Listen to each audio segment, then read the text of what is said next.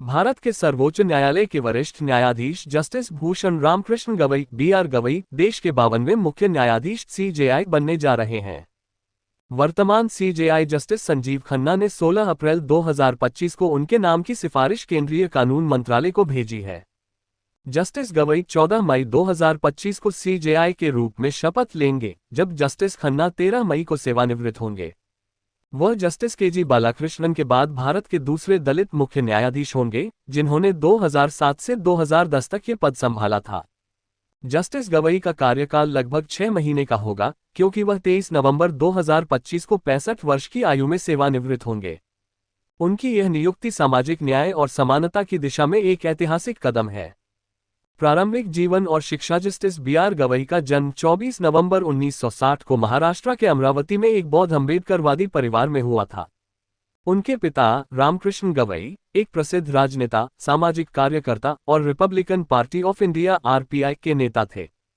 उन्होंने लोकसभा सांसद के रूप में कार्य किया और बिहार, केरल और पौंडीचेरी के राज्यपाल रहे।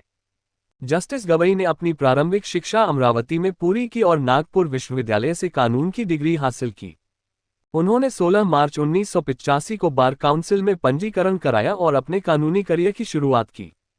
कानूनी करियर और उपलब्धियां। जस्टिस गवई ने अपने करियर की शुरुआत बॉम्बे हाई कोर्ट में वकालत से की। उनकी मेहनत और कानूनी दक्षता ने उन्हें 14 नवंबर 2003 को बॉम्बे हाई कोर्ट का अतिरिक्त न्यायाधीश बनाया। 2005 में वह स्थायी न्यायाधीश बने और मुंबई, नागपुर, औरंगाबाद और पणजी की पीठों में 15 वर्षों तक सेवाएं दी। 24 मई 2019 को उन्हें सुप्रीम कोर्ट का न्यायाधीश नियुक्त किया गया। सुप्रीम कोर्ट में उनके कार्यकाल में कई महत्वपूर्ण फैसले शामिल हैं, जिनमें सामाजिक न्याय और दलित अधिकारों पर विशेष जोर रहा। जस्टिस गवई ने उत्तर प्रदेश में बुलडोजर कार्रवाई पर रोक लगाने वाले ऐतिहासिक फैसले में अहम भूमिका निभाई। उनकी अध्यक्षता वाली पीठ ने देशव्यापी दिशानिर्देश जारी किए, जिसमें बिना उचित प्रक्रिया के संपत्ति ध्वस्त करने पर सवाल उठाए गए। इसके अलावा उन्होंने 2016 के नोटबंदी के फैसले का समर्थन किया और इलेक्टोरल बॉन्ड मामले में भी महत्वपूर्ण योगदान दिया। SC/ST अधिनियम के संरक्षण को मजबूत करने वाले उनके फैसलों ने सामाजिक न्याय के प्रति उनकी प्रतिबद्धता को दर्शाया। उन्होंने एक बार कहा था, जाति आधारित भेदभाव केवल संवैधानिक अपराध नहीं, बल्कि मानवीय गरिमा के खिलाफ है। दलित समुदाय से प्रेरणा और बाबा साहेब का प्रभाव। जस्टिस गवई ने कई मौकों पर कहा है कि उनकी सफलता का श्रेय बाबा साहेब डॉक्टर भीमराव अंबेडकर को जाता है। एक बार उन्होंने कहा, अगर मैं दलित नहीं होता तो शायद सुप्रीम कोर्ट का जज भी नहीं होता। उन्होंने ये भी बताया कि वह झुग्गियों से सुप्रीम कोर्ट तक का सफर अंबेडकर के विचारों और संविधान की बदौलत तय कर सके। उनकी यह टिप्पणी दलित समुदाय के लिए प्रेरणा का स्रोत बनी। चुनौतियां और उम्मीदें। जस्टिस गवई ने सुप्रीम कोर्ट में अनुशासनहीनता पर भी चिंता जताई है।